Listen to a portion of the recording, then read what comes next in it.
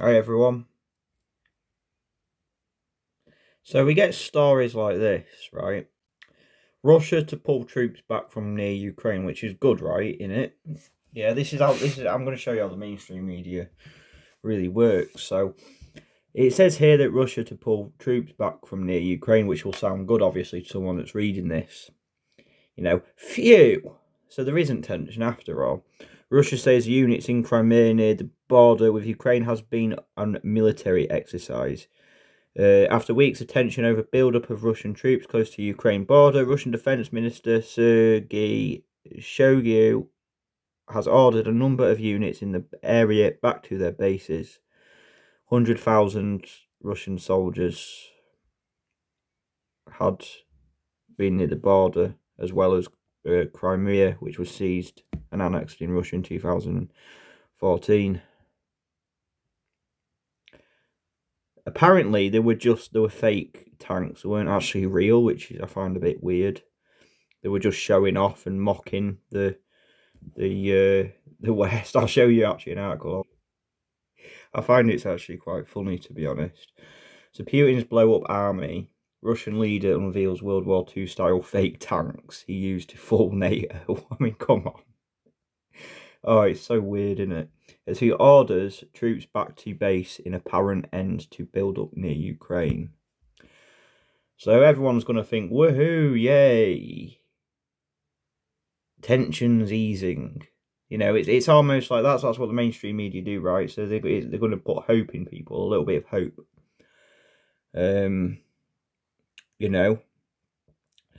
Like the lockdowns last year, saying, "Oh, we're coming out of lockdown. Lockdown's easing, and everything's going to go back to normal." And the news was reporting it, wasn't there? And everyone thought that everything was going to go back to normal. And then, lo and behold, a couple of weeks later, they brought in more mandates, more rules, and put everyone back in lockdown again with more rules and more stricter lockdown. So, it's what they do, innit? Give people a little bit of false hope.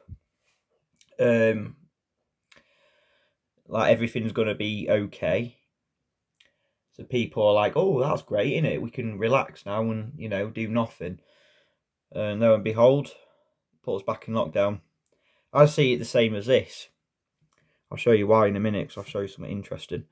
As Kiev and NATO raised alarm over Russian forces, an inflatable army appeared this week outside Moscow. The helium-filled tanks, fighter jets, missile systems and transport trucks were proudly displayed by the Defense Ministry ahead of military exercises where the decoys will be deployed to fool enemy surveillance. The inflatable army has been revealed as it is announced Russia would start pulling back troops from the border. President Volodymyr Zelensky said he welcomed Russia's withdrawal, but Kiev remained vigilant. So, it's great, innit? They're making out like Vladimir Putin's Second World War fake-style military vehicles used to fool NATO as he signalled the country would start pulling back excess troops deployed from the Ukraine border. So it's great, innit? Everyone's going to think, woohoo, yay, tensions are easing because Russia's going away from the border and all that. But, guys, why are the mainstream media putting this out? Yeah. Why did they build up all this stuff, right? I mean, look at that. That's fucking hilarious, isn't it, that? What a joke.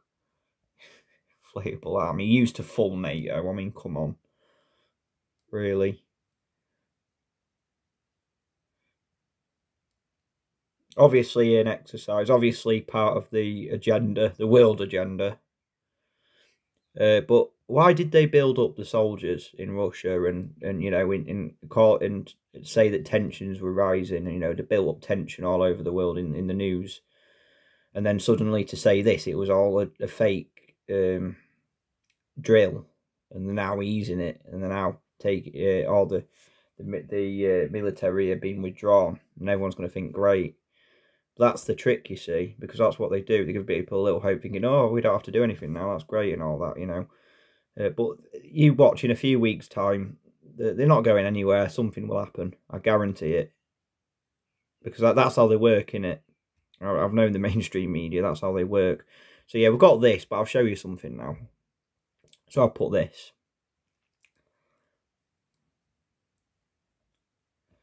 So I'll put interesting. So much for pulling back troops. See, this is how the mainstream media works. They say something good.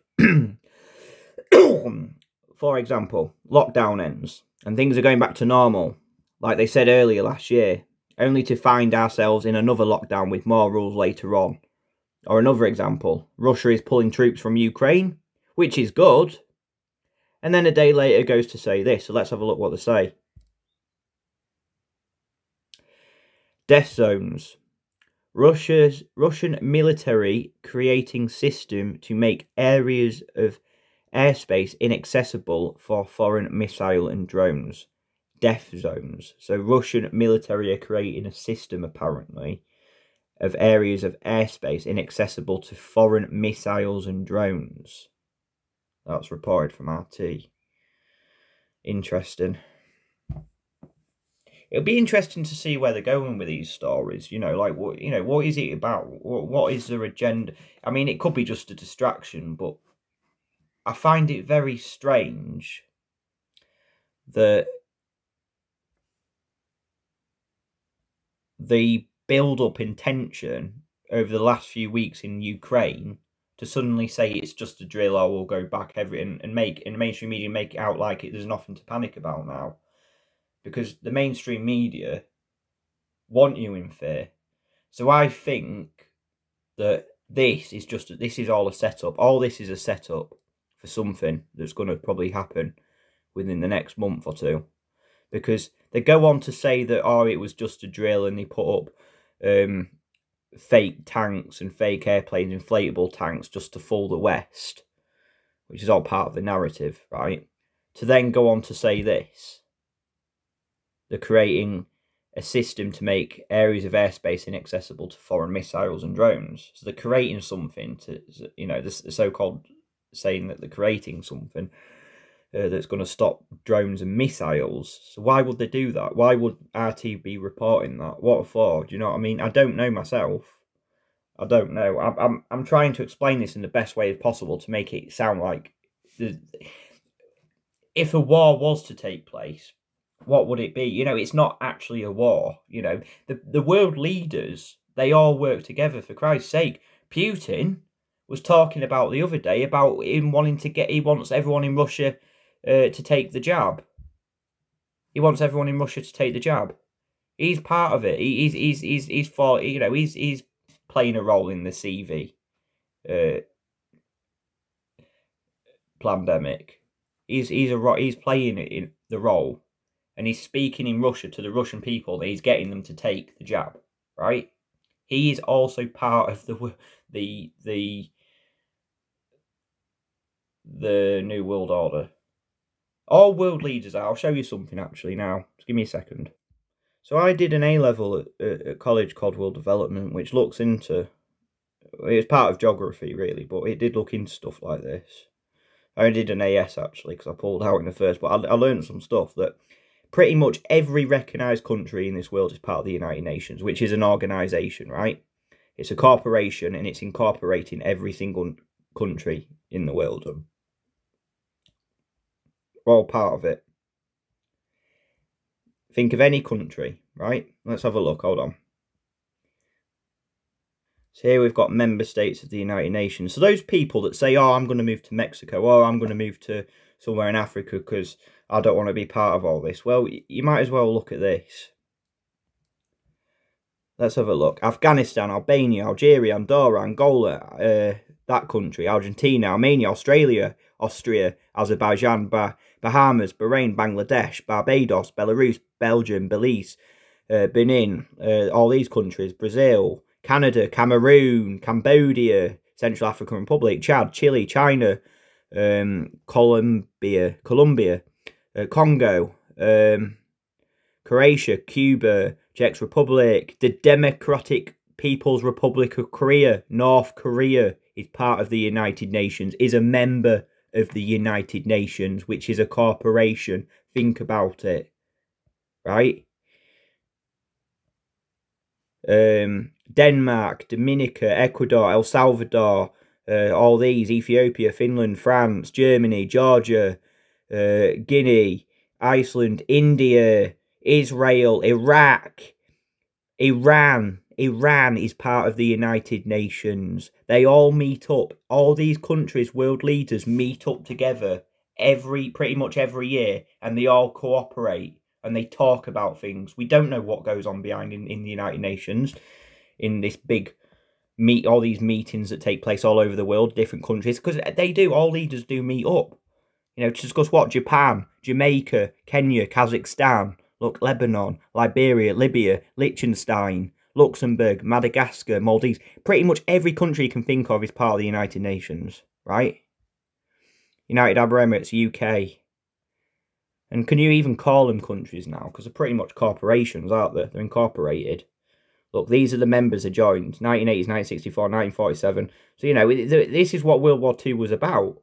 Creating this new world order, United Nations, for all countries to join and do meetings, right? See if I can find a picture.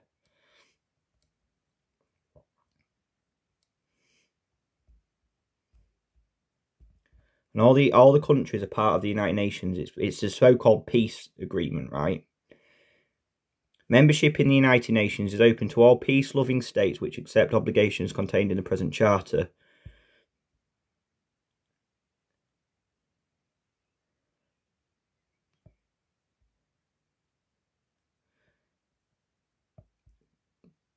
But, member states, North Korea's in it, for Christ's sake, Iran, China, Russia's in it.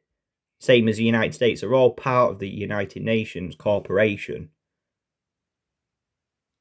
It's an intergovernmental organisation. Think about it, united. Let's unite all nations, right? So when countries go against each other and they do all this stuff, and you see all these so-called wars taking place, or all these leaders arguing with each other, maybe it's just part of the script. Maybe they plan that at the United Nations meetings.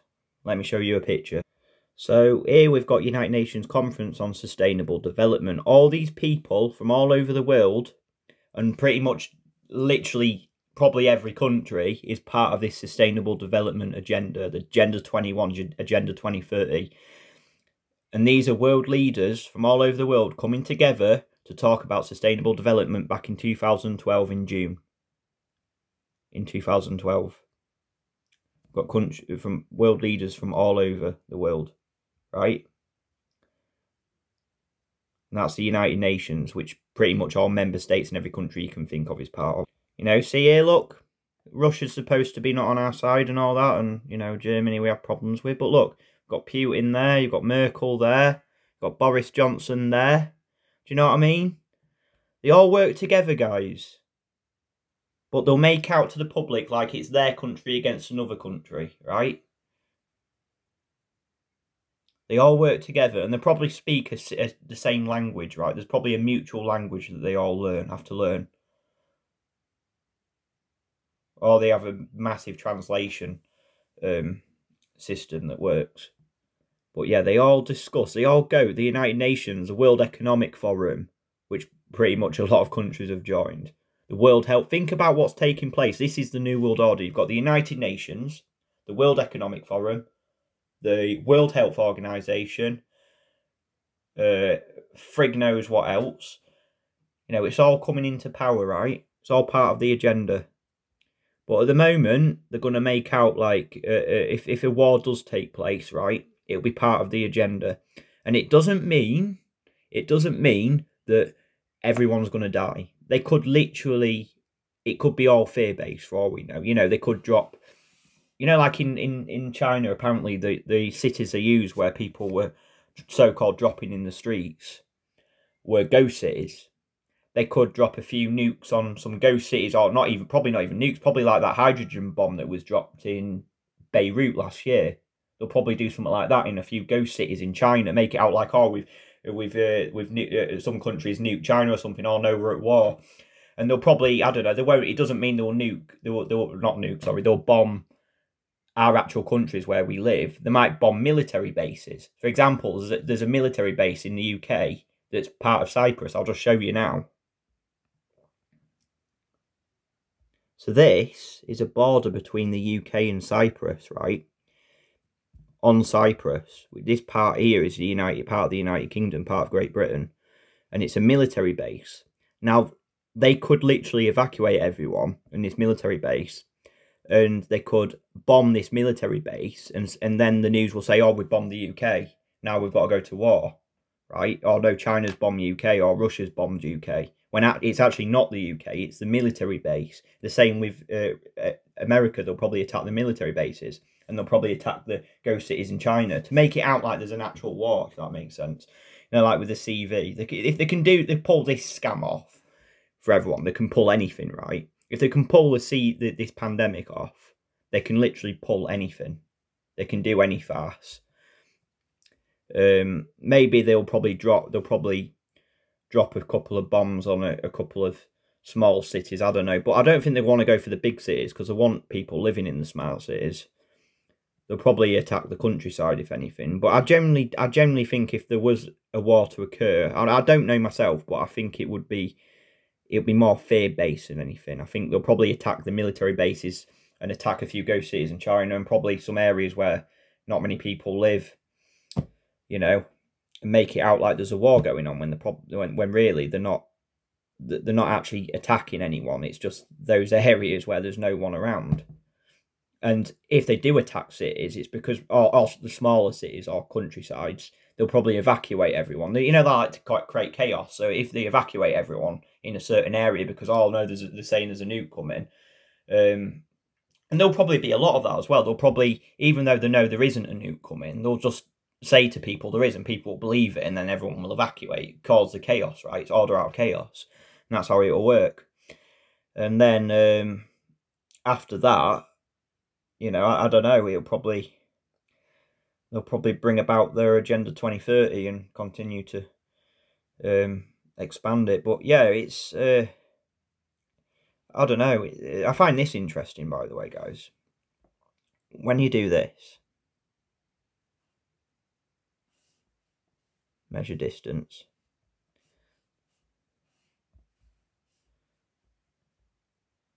it goes back there, right?